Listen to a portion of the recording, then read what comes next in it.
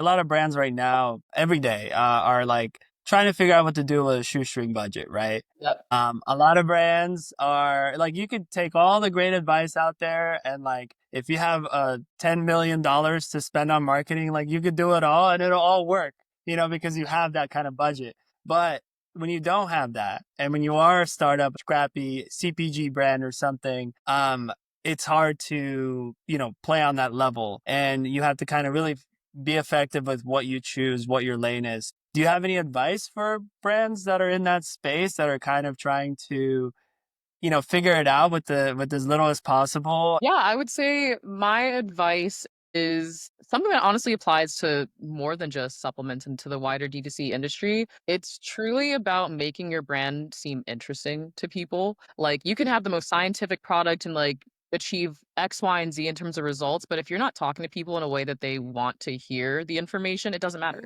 So it's like if I'm saying my supplement helps migraineurs, like let's speak to the specific benefit of like you can live your life pain free. Like you're able to like you don't have to wake up and feel like your body is like preventing you from doing certain activities. That trip you planned in 2 weeks, you'll be able to make that trip because you've been preparing and setting your body up for success for that time period. So I think as long as you're speaking properly to like the outcomes that people want, instead of saying my supplement actually helps you do this 10 times faster, blah, blah, blah. Like you need to say it in ways that people actually care about it. And I think also as the world has been going through so many changes in the past, especially like 4 or 5 years, it's like you also need to address shifts that are happening in the Mhm. population. Like people are staying indoors more and they're not going on the walks and they're not, going to offices or maybe they're like being forced to go back to the office. So it's like figuring out what lifestyle changes are happening and how does your product actually fit into that. So that could be a persona, like you create the, Yeah. work from home persona versus the person who